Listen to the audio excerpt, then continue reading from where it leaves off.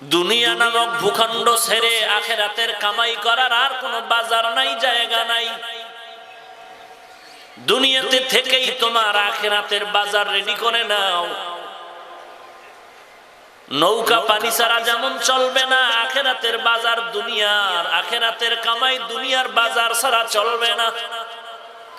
তবে সাবধান হে নৌকার মাঝি, তুমি পানির মধ্যে নৌকা চালায় যেখানে যেতে চাও যাও, কিন্তু সাবধান, যদি তোমার নৌকা দুর্বল হয়ে যায়, তক্তা দুর্বল হয়, যেই পানি নৌকার জন্য জীবন মনে করো, হঠাৎ করে ওই নৌকার জন্য পানি হয়ে যাবে মরণ, যদি ভেতরে ঢুকে যায়। যেই দুনিয়া ছাড়া আখিরাতের কামাই করা যাবে না। তবে সাবধান, মাথার মধ্যে এই কথাটা রাখতে হবে, দুনিয়া আমার জন্য বানানো হয়েছে, আমাকে দুনিয়ার জন্য বানানো হয় নাই। টাকা আমার জন্য, আমি টাকার জন্য না। ছেলে মেয়ে আমার জন্য, আমি ছেলে মেয়ের জন্য না। আমি দুনিয়ার জন্য না, দুনিয়া আমার জন্য। আমি ঘুমের জন্য না, ঘুম আমার জন্য। খানার জন্য আমি না, আমার জন্য খানা। অতএব কি বুঝলাম? দুনিয়ার সব হলো আমার গোলাম, আর আমি হইলাম একমাত্র আল্লাহর গোলাম। الحمد لله الذي جعل الشمس والقمر بحسبان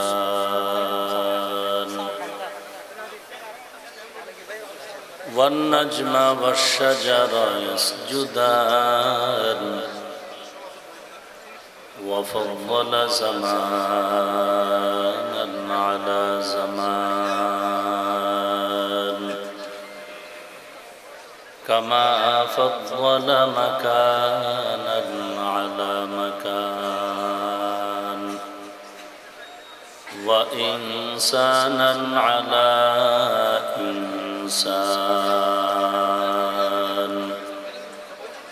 ونشهد أن لا إله إلا الله وحده لا شريك له لا ضد له ولا ند له ولا مثل له ونشهد أن سيدنا وسندنا وحبيب ربنا وطبيبنا وطبيب قلوبنا ومولانا محمدا عبده ورسوله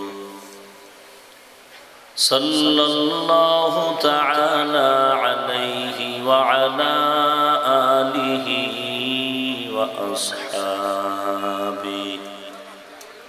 وأصحابه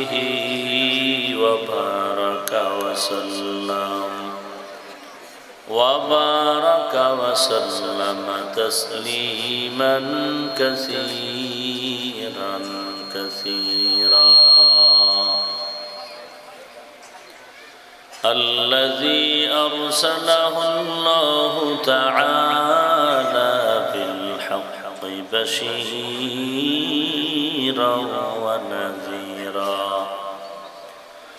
وداعيا إلى الله بإذنه وسراجا منيرا. أما بعد فأعوذ بالله من الشيطان الرجيم. بسم الله الرحمن الرحيم.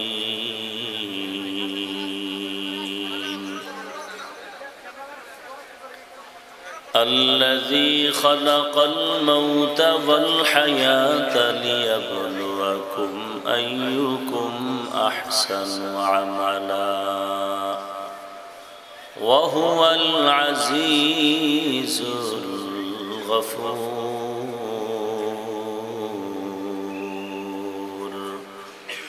وقال النبي صلى الله عليه وآله وسلم أخلص دينك يكفك العمل القليل أو كما قال النبي عليه الصلاة والسلام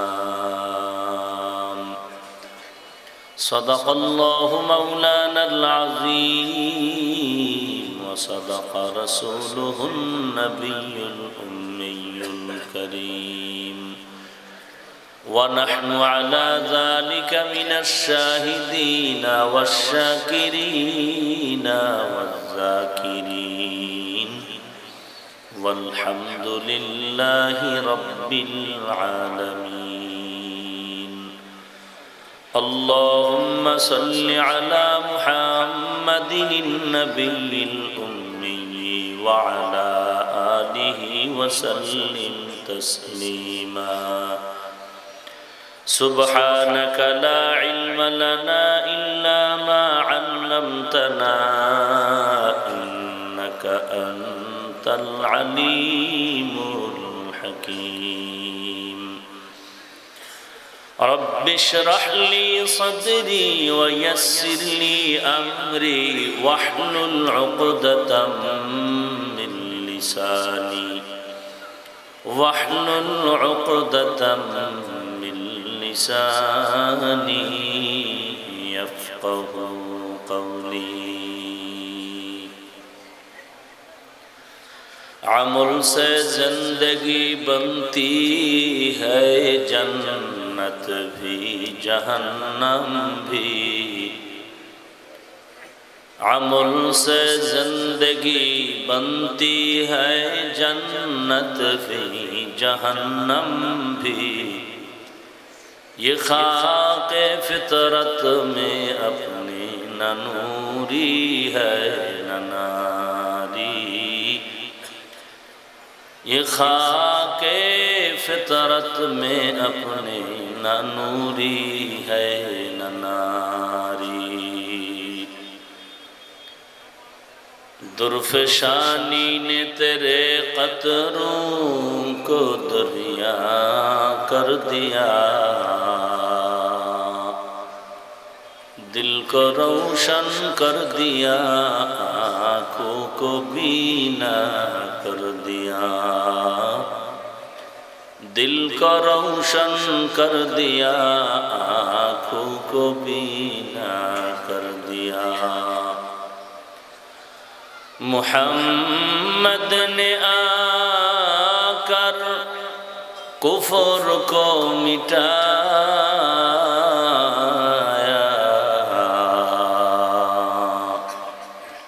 کفر کو مٹا کر صداقت بتایا کفر کو مٹا کر صداقت بتایا কোরআনে হাকিমের সূরা মুলকের এক আয়াতে কারিমা তিলাওয়াত করেছি বিশ্বনবী শেষ নবী মহানবী শ্রেষ্ঠ নবী সাল্লাল্লাহু আলাইহি ওয়া আলিহি ওয়াসাল্লাম অসংখ্য অগণিত অমীয় বাণী পবিত্র হাদিস শরীফের মধ্য থেকে একটি হাদিসের অংশ পড়েছি আয়াত ও হাদিসের আলোকে ইখলাস ও রুহানিয়তের সমন্বয়ে কিছু কথা আমাকে বলার মতো আপনাদেরকে শুনবার মতো হিম্মত ধৈর্য তৌফিক আল্লাহ পাক দান করুন এই মনিটর সামনে তো মোটা কেন চিকন করো সাউন্ড এই মনিটরে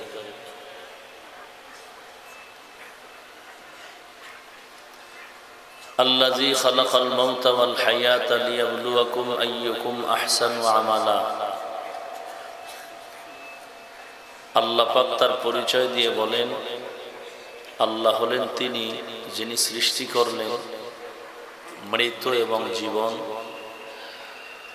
কেন যাতে করে পরীক্ষা করে দেখবেন কারা উত্তম আমল করে আহুয়াল আজিজুল গফুর এবং ওই আল্লাহ হলেন চূড়ান্ত পরাক্রমশালী ক্ষমাশীল রাসূলুল্লাহ সাল্লাল্লাহু আলাইহি ওয়া আলিহি ওয়াসাল্লাম ইরশাদ করেন আখলিস দীনাকা ইয়াকফিকাল আমালুল কালিল, হে দুনিয়ার উম্মত তোমাদের ঈমান আকীদা পরিশুদ্ধ করো, অল্প আমল নাজাতের জরিয়া হয়ে যায়। হলো আয়াত হাদিসের সংক্ষিপ্ত তরজমা। আমল সম্পর্কে আল্লাহ পাক কিছু কথা বলেছেন। পৃথিবীতে আল্লাহ মানুষ পাঠিয়েছেন একটি পরীক্ষা দেওয়ার জন্য। এই পরীক্ষায় পাশ করতে পারলেই সে জান্নাত পাবে, যারা ফেল করবে তারা জাহান্নামে যাবে। পরীক্ষাটা হলো আমলের পরীক্ষা, এবং এই পরীক্ষার মধ্যে আল্লাহ পাক দুটো স্টেশন বেঁধে দিয়েছেন। এই স্টেশন ছাড়া ভিন্ন কোনো দিকে যাওয়ার কোনো সুযোগ নাই। এক স্টেশন হলো তোমার জীবন, আর এই সব জিন্দেগির শুরু শেষ তোমার মৃত্যু। মানুষের জীবন, হায়াত আর মৃত্যু, দুইয়ের মধ্যে আল্লাহ মরণের কথা আগে বলেছেন। খালাকাল মাউতা ওয়াল হায়াতা, মৃত্যুর কথা আল্লাহ আগে বলে ইঙ্গিত করলেন যে তুমি জীবন পেয়ে বাহাদুরি করিও না। তুমি যে জীবন পেয়ে বাহাদুরি করবা, তোমার এই জীবনের একসময় কোনো অস্তিত্বই ছিল না। অকুন্তুম আমওয়াতা, তুমি ছিলে মৃত্যু। এক। দ্বিতীয়ত, তোমার সামনেও কিন্তু স্টেশন মরণ। যতই বাহাদুরি করো, মৃত্যুর হাত থেকে বাঁচার কোনো উপায় নেই, এবং ওই মৃত্যুর টাইমও তোমাকে নির্ধারণ করে দেয়া হয় নাই। অতএব তুমি সতর্ক। আল্লাহ বিভিন্ন আয়াতে মৃত্যুর প্রতি মানুষকে সতর্ক করেছেন। ওয়াত্তাকু ইয়াওমান তুরজাউনা ফীহি ইলাল্লাহ, ভয় করো ওই দিন যেদিন আল্লাহর কাছে সকলকেই প্রত্যাবর্তন করতে হবে। ইয়া আইয়ুহাল্লাযীনা আমানুত্তাকুল্লাহা হাক্কা তুকাতিহি ওয়া লা তামুতুন্না ইল্লা ওয়া আনতুম মুসলিমুন, ভয় করো আল্লাহকে ভয় করার মতো। মুসলমান না হয়ে মৃত্যুবরণ করো না। الذي خلق الموت والحياة ليبلوكم أيكم أحسن عملا, গোটা জগৎ তোমার জন্য আমি গোলাম বানায় দিলাম, তোমার পেছনে খেদমতে লাগায় দিলাম। আসমান জমিন গ্রহ নক্ষত্র সব বান্দা তোমার গোলাম, আর তুমি শুধু আমি আল্লাহর গোলাম। এত কিছু সব তোমার খেদমত করে কেন? এমনিই না, এর পেছনে মহা কারণ আছে। বেঈমানেরা মুসলমানকে এত টাকা পয়সা দেয়, সহযোগিতা করে, কারণ কি? বিনা উদ্দেশ্যে নয়, ভেতরে উদ্দেশ্য আছে। দুশমনের স্বভাব হলো দুশমনি করা।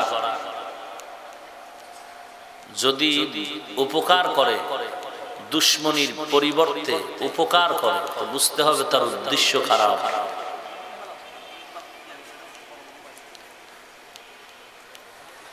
আল্লাহ রাব্বুল আলামিন বলেন, তোমার পেছনে বিশাল সূর্য তোমার খেদমত করে, এমনিই না। যদিও দুনিয়াতে তোমার থেকে একটা টাকাও নেওয়া হচ্ছে না, কিন্তু এর হিসাব নেওয়া হবে সময় মতো। পালানোর কোনো সুযোগ নাই।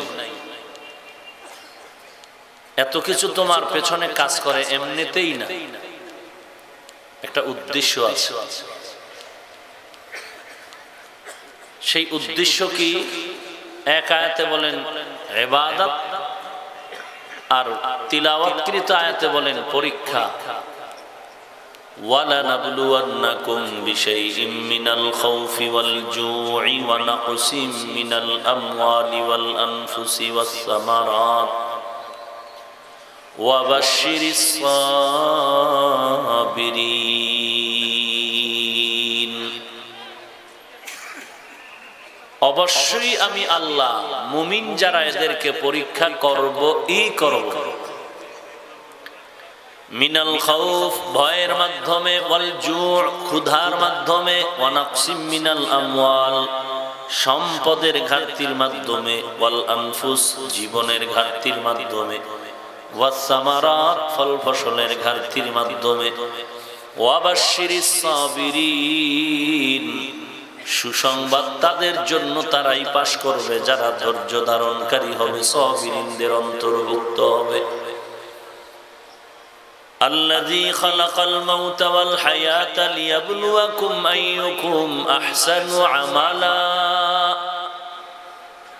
আমি আল্লাহ পাক দুনিয়াতে মানুষ বানাবার আর এক কারণ হলো আমি পরীক্ষা করে দেখব কারা উত্তম আমল করে। আল্লাহ অবশ্যই পরীক্ষার আগেই জানেন কে ভালো আমল করবে, কে খারাপ আমল করবে। এরপরও কেন বললেন আমি যাচাই বাছাই করে দেখব কারা উত্তম আমল করে? আল্লাহ নিজে দেখার জন্য নয়, বরং যারা পরীক্ষা দিবে তাদেরকে বুঝানোর জন্য যে তুমি দুনিয়াতে থেকে মৃত্যুর আগেই আমলের পরীক্ষা দিয়া নিজেরটাই নিজে নির্ণয় করো, অনুধাবন করো তুমি কত নাম্বার পেয়ে পাশ করবা না ফেল করবা, জান্নাতে যাবে না জাহান্নামে যাবে। আর পরীক্ষাটা হবে আমলে। আমল আরবি শব্দ, বাংলা অর্থ হলো কাজ। কাজের আরবি ফেল মানিও কাজ, আমল মানিও কাজ। ফেল এমন কাজ যেটা দুনিয়ার সাথে সম্পৃক্ত, আমল আখিরাতের সাথে সম্পৃক্ত। এই আমল দুই প্রকার, নেক আমল আর বদ আমল। ফরজ, ওয়াজিব, সুন্নত, মুস্তাহাব, মুআক্কাদা, জায়েদা, ফরজে আইন, আলাল কিফায়া, যাহা কিছু আছে সব নেক আমল। হারাম, নাজায়েজ, মাকরু, তাহরিমি, তানজি, শিরক ও বিদআত, গুনাহে সগীরা কবিরা সবগুলো বদ আমল।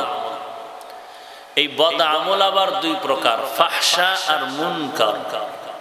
ইন্নাস সালাতা তানহা আনিল ফাহশাই ওয়াল মুনকার ওয়া লাযিকরুল্লাহি আকবার।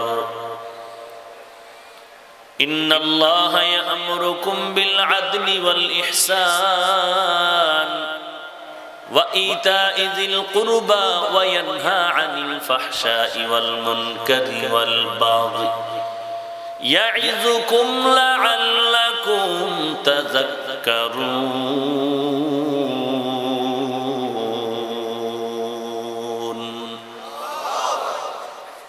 ফাহশাও বদ আমল, মুনকারও বদ আমল।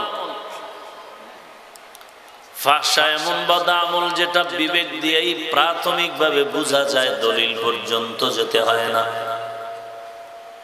আর মুনকার এমন বদ আমল যেটা শুধু বিবেক দিয়েই সমাধান করা যায় না, দলিল পর্যন্ত যেতে হয়। মিথ্যা কথা বলা একটা সওয়াবের কাজ, কি বলেন?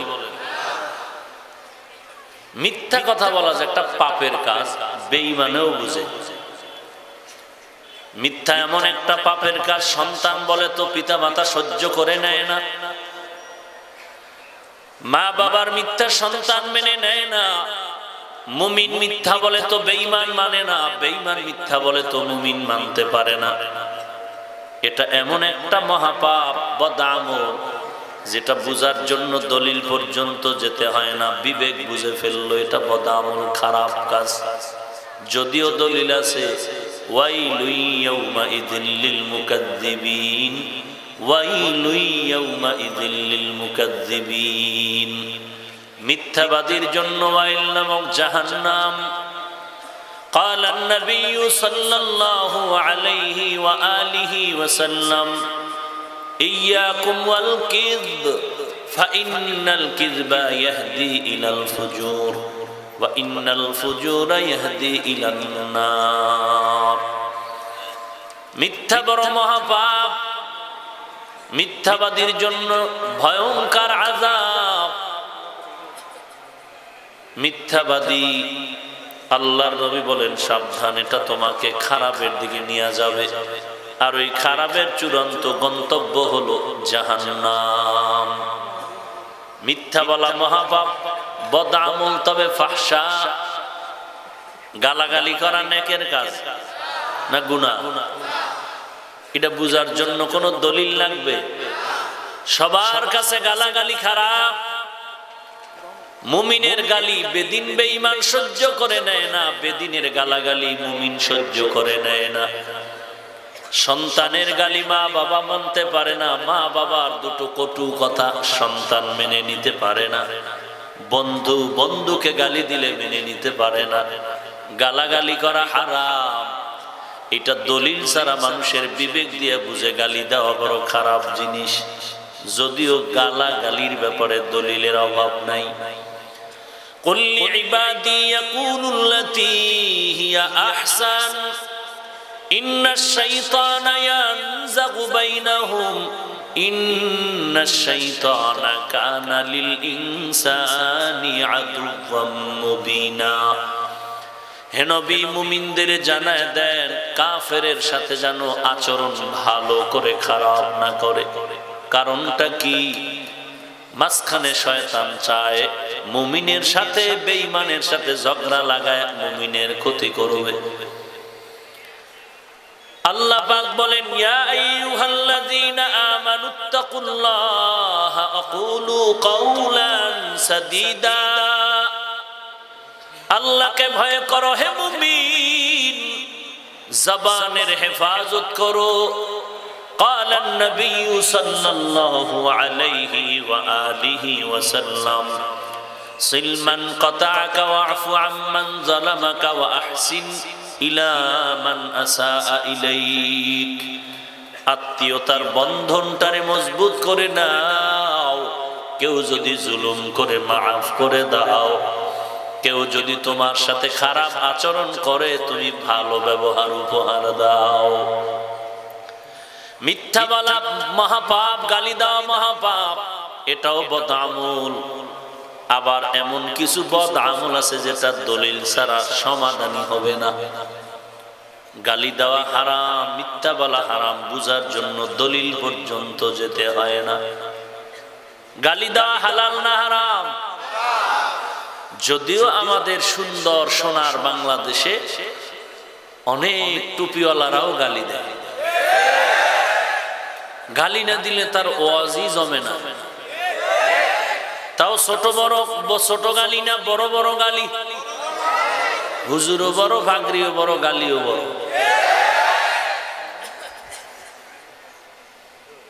গালি বড় মহা পাপের একটি কাজ।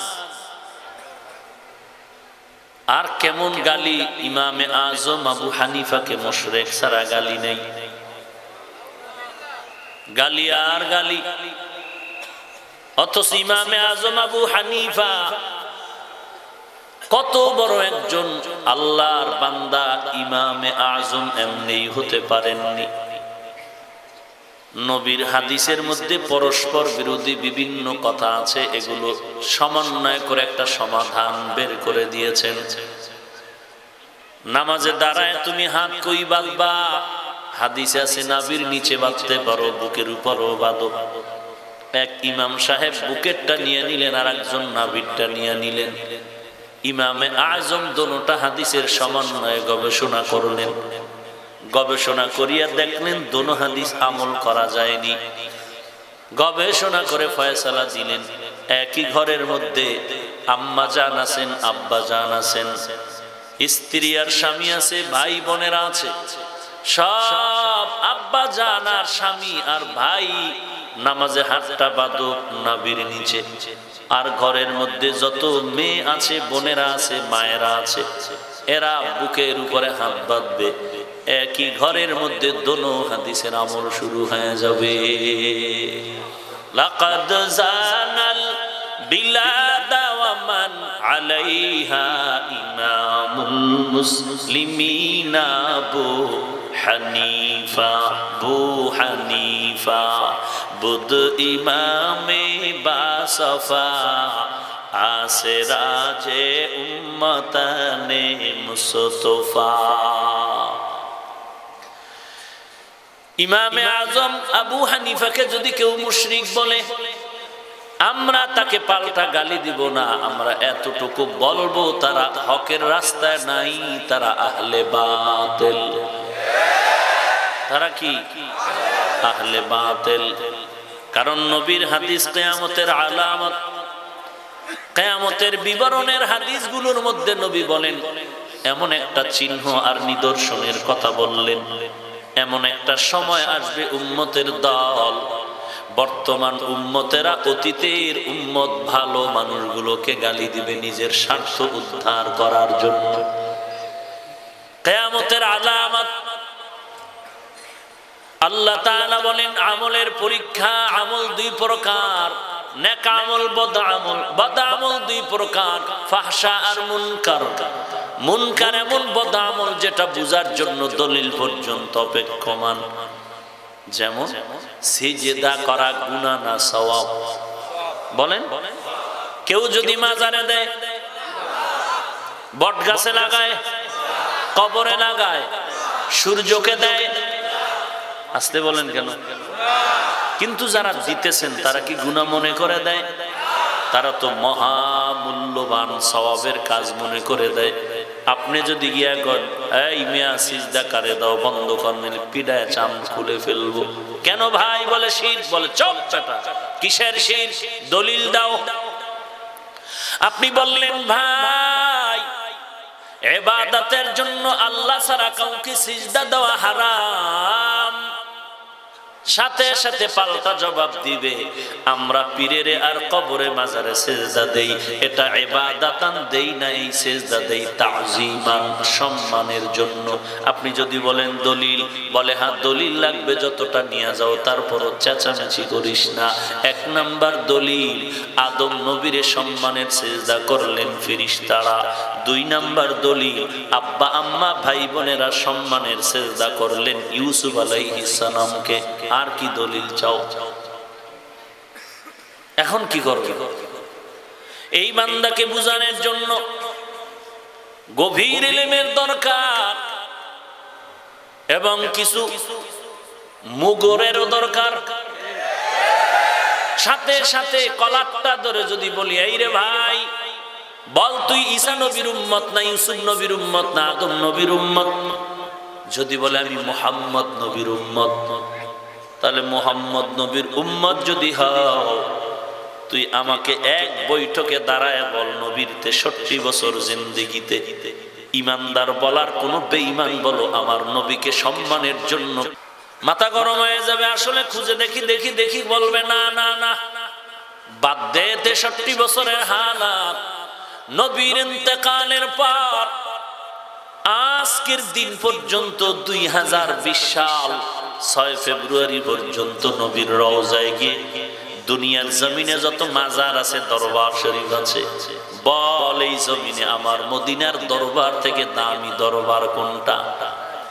মেজবান্ডার, আটরশি, দেওয়ানবাগ, রাজারবাগ, কুতুরবাগ, কুতুববাগ, সুরেশ্বর, হ্যাঁ, চরমনাই, উজানি? না না, আমার নবীর মদিনার দরবার থেকে যেমন কোন দামি দরবার নাই, আমার নবীজির মাজার মোবারক থেকে দামি যেমন কোন মাজার নাই। ওই মাজারে আর দরবারে বল একটা কোন ভক্ত, কোন বেঈমান, কোন ইমানদার নবীর ইন্তেকালের পর থেকে আজ পর্যন্ত গিয়ে একটা সেজদা মাজারে দিয়েছে নাকি? বলবে না, দেয় নাই। জানলে বলবে দেয় নাই, না জানলে বলবে ভেবে নেই, চিন্তা করে নেই। তাহলে দলিল আর দরকার নাই। আমার নবীর মাজার থেকে যেমন দামি কোনো মাজার নাই, আমার নবীর দরবার থেকে দামি কোনো দরবার নাই। ওই মাজারে ওই দরবারে যা চলবে না, দুনিয়ার অন্য কোনো মাজারেও তা চলবে না। हकीकत से तू दुनिया बेखबर है, दुनिया की नुमाइश पर नजर है। नमी गोयम के अज दुनिया जुदा बाश, बहर कारे के बाशी बा खुदा बाश। जिसते दुनिया अज खुदा गाफिल बुदर, नकामाशो नुकरा हो फरजिंदोजन। आबो दर कश्ती हला के कश्तियास, আব অন্দর জিরে কশতি পুশতিয়া। দুনিয়া নামক ভূখণ্ড ছেড়ে আখিরাতের কামাই করার আর কোনো বাজার নাই, জায়গা নাই। দুনিয়াতে থেকেই তোমার আখিরাতের বাজার রেডি করে নাও। নৌকা পানি ছাড়া যেমন চলবে না, আখিরাতের বাজার দুনিয়ার, আখিরাতের কামাই দুনিয়ার বাজার ছাড়া চলবে না। তবে সাবধান হে নৌকার মাঝি, তুমি পানির মধ্যে নৌকা চালায় যেখানে যেতে চাও যাও, কিন্তু সাবধান, যদি তোমার নৌকা দুর্বল হয়ে যায়, তক্তা দুর্বল হয়, যেই পানি নৌকার জন্য জীবন মনে করো, হঠাৎ করে ওই নৌকার জন্য পানি হয়ে যাবে মরণ, যদি ভেতরে ঢুকে যায়। যেই দুনিয়া ছাড়া আখিরাতের কামাই করা যাবে না। তবে সাবধান, মাথার মধ্যে এই কথাটা রাখতে হবে, দুনিয়া আমার জন্য বানানো হয়েছে, আমাকে দুনিয়ার জন্য বানানো হয় নাই। টাকা আমার জন্য, আমি টাকার জন্য না। ছেলে মেয়ে আমার জন্য, আমি ছেলে মেয়ের জন্য না। আমি দুনিয়ার জন্য না, দুনিয়া আমার জন্য। আমি ঘুমের জন্য না, ঘুম আমার জন্য। খানার জন্য আমি না, আমার জন্য খানা। অতএব কি বুঝলাম? দুনিয়ার সব হলো আমার গোলাম, আর আমি হইলাম একমাত্র আল্লাহর গোলাম। আমি তালাশ করব আল্লাহকে, দুনিয়া তালাশ করবে আমাকে। আমি যেন দুনিয়ার পেছনে পড়ে না যাই। বাল তুসিরুনাল হায়াতাদ দুনিয়া, এই দুনিয়ার রং তামাশায় পাগল হয়ে যেও না রে বান্দা। লা ইয়াগুররান্নাকা তাকাল্লুবুল লাযিনা কাফারু ফিল বিলাদ মাতাউন কলিল, সামান্য কিছুই না। পাঁচতলা বিল্ডিং করলো বান্দা, সুন্দর বারে রং টং দিয়া সাজায় দিল। যখনই বিল্ডিং এ টাইলস আর মোজাইক করে bedroom, drawing room, dining room সাজাইলো, এখন বিল্ডিংটা সুন্দর হয়ে গেল, দেখলেই কলিজা ঠান্ডা হয়ে যায়। কিন্তু এই বিল্ডিং এ গিয়া যখন ঘুমাইতে গেছে, আরামের বিছানা, মখমলের চাদর, ডাক্তার সিগন্যাল দিয়ে কয়, খবরদার, যদি বেশি দিন বাঁচতে চাও, নরম বিছানা ছেড়ে ফ্লোরে শক্ত বিছানায় ঘুমাও। আল্লাযী খালাকাল মাউতা ওয়াল হায়াতা লিয়াবলুয়াকুম আইয়ুকুম আহসানু আমালা। আমলের পরীক্ষা রে মুমিন। কেমন আমলের পরীক্ষা? আল্লাহ বলেন, আমি পরীক্ষা করে দেখব কারা ভালো আমল করে। আহসানু আমালা বলেছেন, আকসারু আমালা বলেননি। কারা বেশি বেশি আমল করে আল্লাহ বলেননি। আল্লাহ বলেন, আমি দেখবো কারা কারা ভালো আমল করে। কারণ বেশি আমলের কোনো দাম নাই, আল্লাহর দরবারে ভালো আমলের বড় দাম। বেশি আমলের কোনো দাম নাই, ভালো আমলের দাম। আর জীবনে আমল করার মধ্যে যদি একটা আমল আল্লাহর কাছে কবুল হয়ে যায়, একটা আমল জান্নাতের দরওয়াজা খুলে দিবে। তবে আমলটা ভালো হতে হবে, বেশি আমল হলে হবে না। বলে, তাহলে আমরা তো বেশি আমল করব না, সপ্তাহে একদিন জুমা পড়ি, ঠিকই তো আছে, বেশি আমল তো করি না। বলে, না না, ভালো আমল করো, তবে কোন দিনের নামাজ ভালো জানা নাই, কোন দিনের তেলাওয়াত ভালো হবে জানা নাই, কোন দিনের আমার জিকির ভালো হবে জানা নাই, কোন দিন আমার সিজদা তেলাওয়াত ভালো হবে জানা নাই। যেহেতু জানা নাই, আমল করতে থাকো, করতে থাকো, করতে থাকো। একদিন না একদিন একটা আমল যদি ভালো বলে পছন্দ হয়, একটা আমলই তোমাকে জান্নাতে বিনা হিসাবে পৌঁছায় দিবে। আল্লাহ পাক বলেন, বেশি আমল না, আমি দেখবো কারা কারা ভালো আমল করে। ভালো আমলের অনেক দাম। বলে, ভালো আমল বুঝার কোনো উপায় আছে নাকি? পয়গম্বরের একজন সাহাবী মুআয ইবনে জাবাল রাদিয়াল্লাহু তাআলা আনহু লিখেছেন, দুনিয়াতে নামাজ পড়ো, রোজা রাখো, সব আমল আল্লাহর কাছে নেক আমল, তবে সব আমল ভালো বলে কবুল হবে না। ওই আমলটাই ভালো বলে আল্লাহর কাছে কবুল হবে যেই আমলের মধ্যে 4টা গুণ পাওয়া যাবে। কয়টা গুণ? 4 গুণ যদি নামাজের মধ্যে পাওয়া যায়, নামাজটা ভালো, ভালো মানি কবুল, কবুল মানি জান্নাতি। ওই তেলাওয়াত ভালো যেই তেলাওয়াতের মধ্যে 4 গুণ পাওয়া যাবে, ওই রোজাটা ভালো যেই রোজার মধ্যে 4 গুণ পাওয়া যাবে। পয়গম্বরের সাহাবী মুআয ইবনে জাবাল রাদিয়াল্লাহু আনহু বলেন, ওই 4 গুণের মধ্যে 1 নাম্বার গুণের নাম হলো ইলম। 1 নাম্বার গুণের নাম ইলম। আবার এই ইলম কিসের ইলম? বলে কোরআন সুন্নাহ ইলম।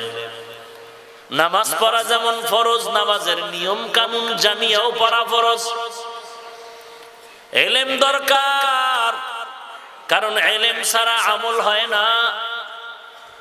না জানিয়া কেমনে নামাজ পড়বো? একজনে আমি নবীর বড় আশিক, তো কি হবে?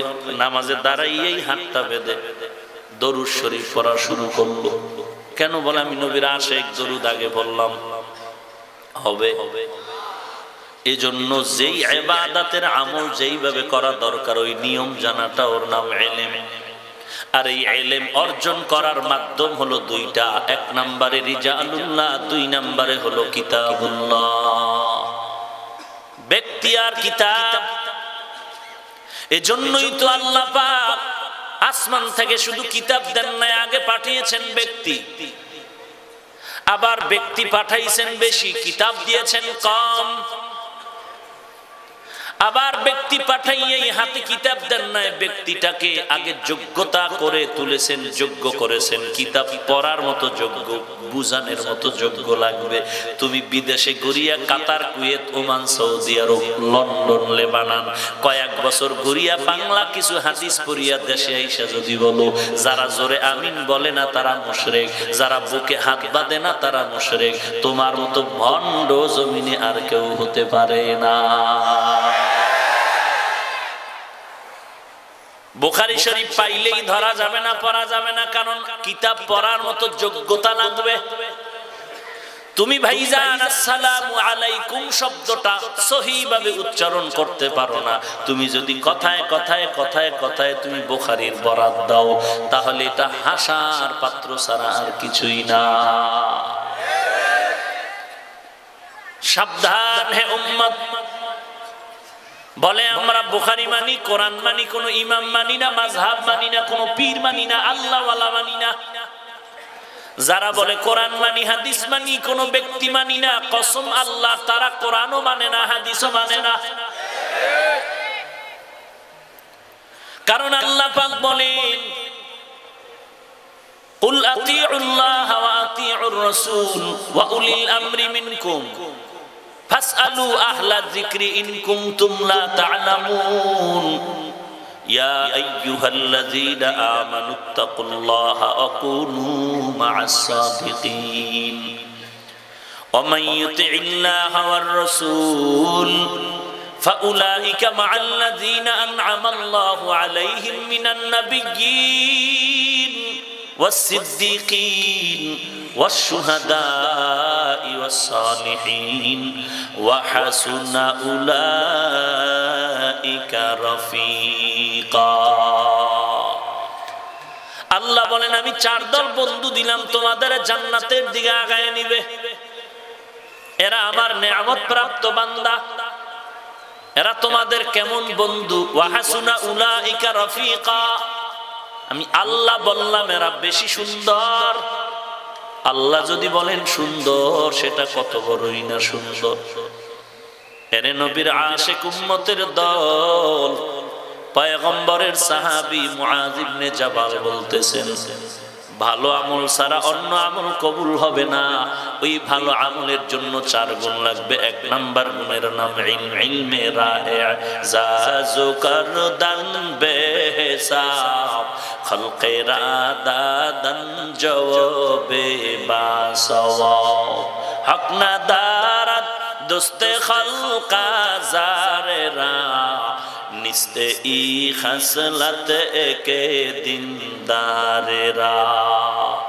পয়গম্বরের সাহাবী হযরত আলী রাদিয়াল্লাহু তাআলা আনহু এত বড় দামি, যার সম্পর্কে পয়গম্বর বলেন, আনা দারুল হিকমাহ ওয়া আলিয়্যুন বাবুহা, আমি হইলাম হিকমতের ঘর, আর এই ঘরের দরওয়াজা হলো আমার হযরত আলী। আল্লাহ হযরত আলীকে এত বিচক্ষণতা দান করেছিলেন, ইলম দান করেছেন। খলিফাতুল মুসলিমিন ওমর আদালতে বসে আছেন, ওমরের পাশে হযরত আলীও বসে আছেন। একজন আল্লাহর বান্দি এসে বললেন, খলিফাতুল মুসলিমিন, আমি একটু বিচারের জন্য আপনার কাঠগড়ায় দাঁড়াইলাম। কি জন্য, কি বিচার? বলে, আমি একটা জিনাকারিনী বান্দি, আমি বড় অবৈধ সম্পর্ক করেছি, আমার পেটের মধ্যে একটা জিনা অবৈধ বাচ্চা আছে, আপনি আমার বিচারটা করে দেন। হযরত ওমর ডাক দিয়ে কয়, তোমাকে তো এখন কতল করা ছাড়া কোনো উপায় নাই, কতলের আদেশ দিবেন। হঠাৎ করে হযরত আলী বলেন, ও খলিফাতুল মুসলিমিন, মহিলার বিচার করবেন, তবে বাচ্চাটার উপরে যেন কোনো জুলুম না হয়। মহিলা অন্যায় করেছে, জিনা করেছে, কিন্তু গর্ভের বাচ্চা তো কোনো অপরাধ করেনি।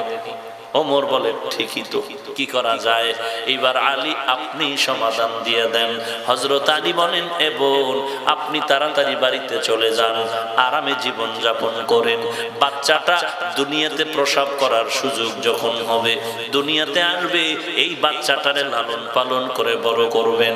বড় করার পর নিজের পায়ে দাঁড়ায় বাচ্চা যখন চলার উপযুক্ত হবে, এরপরে আপনি আসবেন, আদালতে আপনার বিচার তখন করা হবে, বাচ্চার উপরে কোনো বেইনসাফি করা হবে না। ওমর ডাক দিয়া কয়, লাউলা আলিউন লাহালাকা ওমর, আজকে যদি আলী না হইতো আমি ওমর ধ্বংস হয়ে যাইতাম। সেই আলী আল্লাহর দরবারে শুকর আদায় করেন, হে মালিক, সম্মানের চেয়ারে বসার জন্য দুইটা পুঁজির একটা লাগে, হয়তো সম্পদ, মাল আর ইলম। দুনিয়ার টাকাওয়ালাকেই মানুষ সম্মানের জায়গা দেয়, আর শিক্ষিত মানুষটারে ইলমওয়ালাকে জায়গা দেয়। ও আল্লাহ, আজ তোমার দরবারে শুকর আদায় করি, আমরা টাকা পাই নাই, মাল পাই নাই, তোমার ইলমে ওহী পেয়েছি, এজন্য আমরা ধন্য। কারণ এই ইলমের এত দাম, এর সামনে টাকার কোনো দাম নাই। আল্লাহর নবীর সাহাবী হযরত আলী আল্লাহর দরবারে শুকর আদায় করলেন। রাজিনা কিসমাতাল জাব্বার ফিনা লানা ইলমুন ওয়ালিল আ'দাই মালু فإن المال يفني عن قريبهم وإن العلم باق لا يزال। ইলম পেয়ে আমরা খুশি, টাকা পেয়ে খুশি না। কারণ হযরত আলী টাকা পেয়ে কেন খুশি না? বলে, দুনিয়ার হালাতে তাকায় দেখলাম, টাকাওয়ালার টাকা আজ আছে, কাল থাকে না, আর ইলমওয়ালার ইলম সিনায় ঢুকে কখনো আর বিদায় হয় না। টাকাওয়ালার টাকা আজ আছে, কাল থাকে না, ইলমওয়ালার ইলম সিনায় ঢুকে আর বিদায় হয় না। দুই নাম্বার, টাকাওয়ালার যত টাকা বাড়ে তত দুশমন বাড়ে, ইলমওয়ালার যত ইলম বাড়ে তত বন্ধু বাড়ে। টাকাওয়ালার টাকা হয়তো দুশমন বেড়ে যায়, খাইতেও দুশমনের ভয়, নিজের ছেলেটার পর্যন্ত উপরে বিশ্বাস ঠিক নাই, কখন না জানি টাকার লোভে আমাকে মেরে ফেলে। টাকাওয়ালার যত টাকা বাড়ে দুশমন বাড়ে, ইলমওয়ালার যত ইলম বাড়ে তত বন্ধু বাড়ে। তিন নাম্বার, টাকাওয়ালা যত বয়স হয়ে যায় তত ঘৃণা জমে যায় সকলের, আর ইলমওয়ালার যত বয়স বেড়ে যায় সকলের মোহাব্বত বেড়ে যায়। টাকাওয়ালা বুড়া হয়ে গেছে, নিজের স্ত্রী পর্যন্ত কয় মরে না কেন। বুড়া হয়ে গেল, বিছানায় পড়ে যায়, আজকে মসজিদে কালকে বাসায় পড়ে, এক সপ্তাহ হসপিটালে। সন্তান বলে, ইমাম সাহেব হাদিয়ার এত ভয় কেন? লম্বা হাদিয়া দিব, জালালি খতম পড়ো, দেখা যাক আমার বাবা খতমে তাড়াতাড়ি মরেনি। কারণ এই বাবার কারণে মনের স্বাধীন মতো চলতে পারি না। নিজের আপন সন্তান পর্যন্ত বাবার মৃত্যু কামনা করে, টাকাই হলো ধ্বংসের কারণ। হযরত আলী বলেন টাকা পেয়ে খুশি না, ইলম পেয়ে খুশি। এই টাকাওয়ালার বয়স বাড়ে, সবার ঘৃণা বাড়ে, আর ইলমওয়ালার যত ইলম বাড়ে তত মুহাব্বত বাড়ে। হাটহাজারীর হযরতের ইলমের বরকতের কারণে আমার মতো নাম্বার সারা মৌলবী না, বড় বড় মুহাদ্দিস সাহেবরা লাইনে দাঁড়ায় থাকে জুতা টানার জন্য। ইলমেরা ইজাজো করদান বেহিসাব, খলকেরা দাদান জওবে বাসওয়াব, হক না দারত দোস্তে খলকা জারেরা, নিস্তে ই খাসলত একে দিনদারেরা। বেশি আমল না ভালো আমল? ভালো আমলের জন্য কয় গুণ? 4 গুণের 1 নাম্বার গুণের নাম ইলম। ইলম আসবে 2 পথে, ব্যক্তি আর কিতাব। যারা বলে আমরা ব্যক্তি মানি কিতাব মানি না, তারা ধ্বংসপ্রাপ্ত গোমরাহ। আর যারা বলে আমরা শুধু কিতাব মানি ব্যক্তি মানি না, তারাও পথভ্রষ্ট গোমরাহ। আর যারা বলে আমরা ব্যক্তিও মানি কিতাবও মানি, তারাই হলো আহলে হক, তারাই হলো ইহদিনাস সিরাতাল মুস্তাকিমের পথিক। এরে নবীর উম্মতের দল, মুরব্বি ছাড়া যদি জীবন চলে, জীবনটা বিপাকে পড়ে যাবে, জীবনটা নষ্ট হয়ে যাবে, জান্নাতের মূল মাকসাদ পর্যন্ত যাওয়া যাবে না। আমরা প্রতিদিন নামাজে দাঁড়ায় আল্লাহর কাছে দোয়া চাই, দোয়া করি, দোয়া চাই হেদায়েতের পথ দাও। কিসের হেদায়েত? সিরাতুল মুস্তাকিম, সঠিকভাবে জান্নাতে যাওয়ার পথ দেখাও। আল্লাহ শিখায় দেন, সব শিখায় দিলেন, বলে তাদের মতো পথ চাও যাদের আমি পথ আগেই দেখায় দিলাম। সিরাতাল্লাযীনা আন'আমতা আলাইহিম, যাদের উপরে আপনি হেদায়েতের নিয়ামত দান করেছেন, জান্নাতে যাওয়ার সঠিক পথের নিয়ামত যারা পেয়েছে, তাদের পথ। গায়রিল মাগদুবি আলাইহিম, তাদের পথ চাই না যারা ধ্বংস হয়ে গেল। আল্লাহ বলেন ওই নিয়ামত প্রাপ্ত জান্নাতের পথিকরাই হলো 4 দল: নবীগণ, সিদ্দিকগণ, শহীদগণ, সালেহগণ। এই ইলমের জন্য 2 পন্থা, ব্যক্তি আর কিতাব। এর মাধ্যমে ইলম অর্জন করা যাবে। এই জমিনে আমরা দেখলাম অল্প বয়সের মধ্যে যারা শুধু কিতাব মানে, কথায় কথায় বুখারীর বরাত দেয়, কথায় কথায় হাদিস নাম্বার, কোরআনের আয়াত নাম্বার, শুধু মুরব্বি না মানার কারণে বড় বড় ব্যক্তিরাও আজকে নাস্তিকতার বেড়াজালে আবদ্ধ। ঢাকার শহরে অবস্থিত মালিবাগ মাদ্রাসা একটা ঐতিহ্যবাহী কওমি মাদ্রাসা।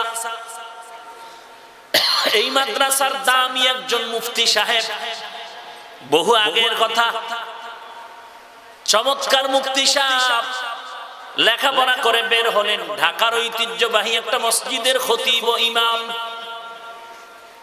10 বছর ইমামতি করলেন, তারাবি পড়ালেন, 5 ওয়াক্ত পড়ালেন, জুমার বয়ান করলেন, হাফেজে কোরআন।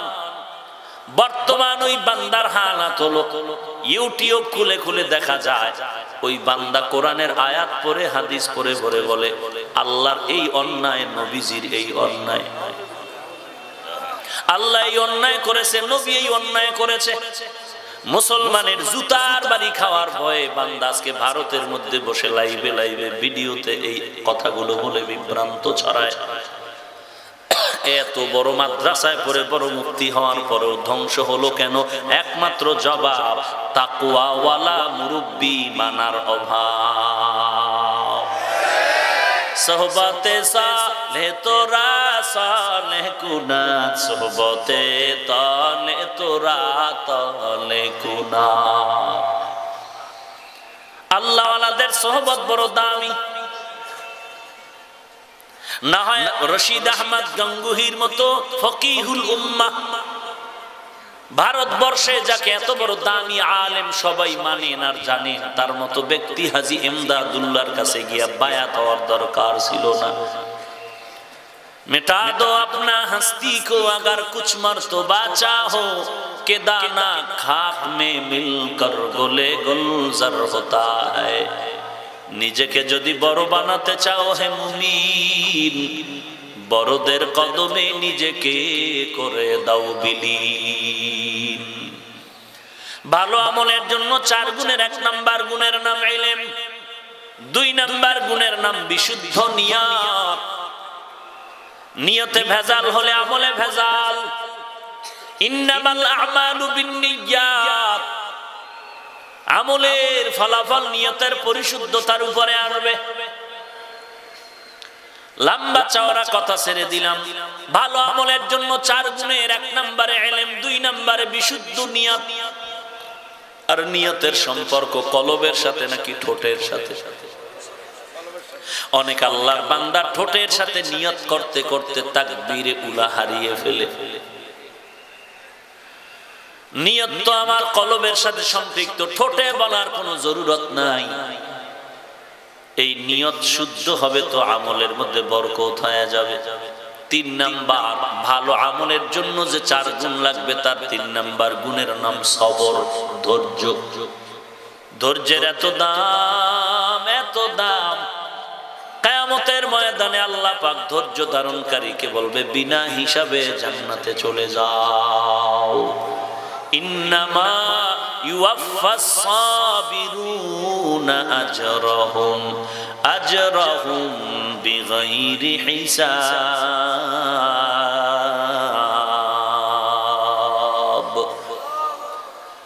ইয়া আইয়ুহাল্লাযীনা আমানু ইসবিরু ওয়া সাবিরু ওয়া রাবিতু ওয়াত্তাকুল্লাহ। ধৈর্য ধারণ করো, কারণ নামাজ পড়তে গেলে ধৈর্য ধারণ করা লাগবে। ওযু করতে সময় লাগবে, ইস্তেনজায় সময় যাবে, ইমাম সাহেবের পেছনে নামাজে দাঁড়াইয়া নামাজ পড়তে সময় যাবে। যাদের ধৈর্য নাই, ইমাম লম্বা কেরাত লইলেই মাথা গরম। যাদের ধৈর্য নাই তারা দেখবেন জুমার দিন খুতবার সময় ঢুকে সালামের পরে দৌড়, আর সুন্নত লাগে না এমন জোরে দৌড় দিছে, ঘরে গিয়া দেখে আরেকজনের জুতা নিয়ে হাজির। আছে না নাই? ধরা খাইলে কয় টেস্ট করলাম, না খাইলে জুতা গেছি। ধৈর্য বড় দামি একটি সম্পদ। এ রমজান মাসে বাঙালি মুসলমান খতমে তারাবি পড়তে গিয়া কিভাবে যে ঘোড়া দৌড়ায়, কমিটির লোকেরা কত গর্ব করে। হুজুর দোয়া করবেন, আমগো হাফেজ সাহেব খুব ভালো বলে। কেমন বলে? বিদ্যুৎ ফেল। কখন যে 20 রাকাত শেষ হয়ে যায় টেরই পাওয়া যায় না। অথচ আজও মক্কা মদিনায় যদি যান, এমনি নামাজে যেমনি তেলাওয়াত করে ওইভাবেই তেলাওয়াত করে তারাবিহের মধ্যে। মনে হয় যেন আসমান থেকে কোরআন অবতীর্ণ হচ্ছে।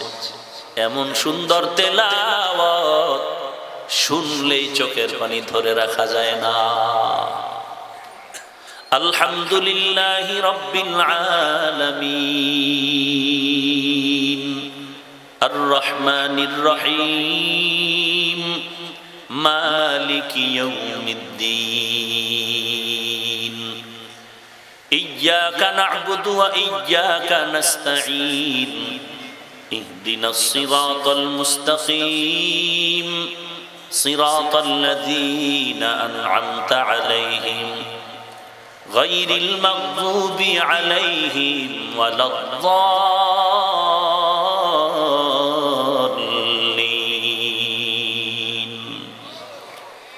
ইয়াসিন ওয়াল কুরআনিল হাকীম ইন্নাকা লামিনাল মুরসালিন আলা সিরাতিম মুস্তাকিম তানজিলাল আজিজির রহিম লিতুনযির কওমান মা উনযিরা আবাউহুম ফাহুম গাফিলুন লাকাদ হাক্কাল কওলু আলা আকতারিহিম ফাহুম লা ইউমিনুন ইন্না জাআলনা ফি আ'নাকিহিম আগলালান ফাহিয়া ইলাল আযকান ফাহুম মুকমাহুন وجعلنا من بين أيديهم سدا ومن خلفهم سدا فأغشيناهم فهم لا يبصرون। ই কালামে জিন্দা কোরআনে হাকিম হিকমতে উলা ইয়াজালাস্তু কাদিম বখা কোরআন কালামুল্লাহ বশনু কদিমাস্তি নইনো। আল্লাহর কালামের বেলায় ধৈর্য, এই ধৈর্য আবার তিন প্রকার। ইবাদতের বেলায় ধৈর্য, গুনাহের বেলায় ধৈর্য, মুসিবতের বেলায় ধৈর্য। আল্লাহ পাক আমাদেরকে ধৈর্য ধারণকারী বান্দাদের অন্তর্ভুক্ত করে দিন। ভালো আমলের জন্য 4 গুণের 4 নাম্বার গুণের নাম হলো ইখলাস। ওয়ামা উমিরু ইল্লা লিয়াবুদুল্লাহা মুখলিসিনা লাহুদ্দিন। ইখলাস ওয়ালা আমলের বড় দাম। ইখলাস কাকে বলে? খালিসান লিওয়াজহিল্লাহি তাআলা, আমি যা করব যা বলবো সব আমি আমার আল্লাহর সন্তুষ্টির জন্য। ইন্না সালাতি ওয়া নুসুকি ওয়া মাহইয়ায়া ওয়া মামাতি লিল্লাহ ওয়া মামাতি লিল্লাহি রাব্বিল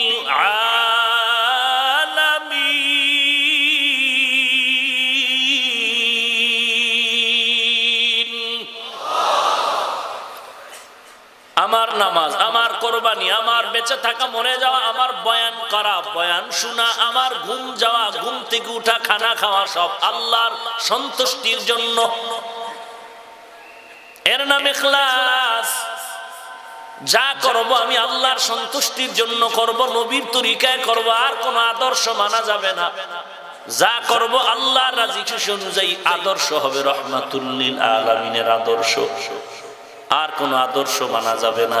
আমার চুলগুলো আমি কেমনে রাখবো, কেমনে কাটবো, সেখানেও থাকবে নবীর আদর্শ। আমার আঙ্গুলের নখগুলো কেমনে কাটবো আর রাখবো, সেখানেও নবীর আদর্শ। পোশাকটা পরতে গেলে খেয়াল করতে হবে নবীর আদর্শ।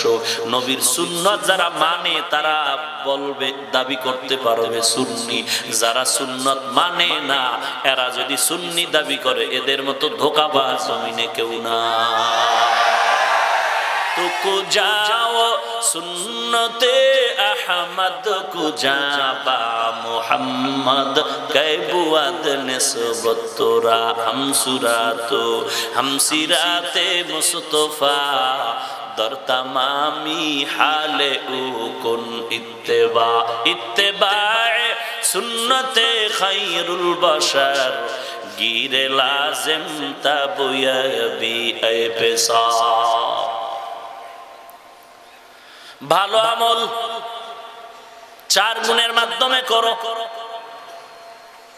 করো রে ভাই।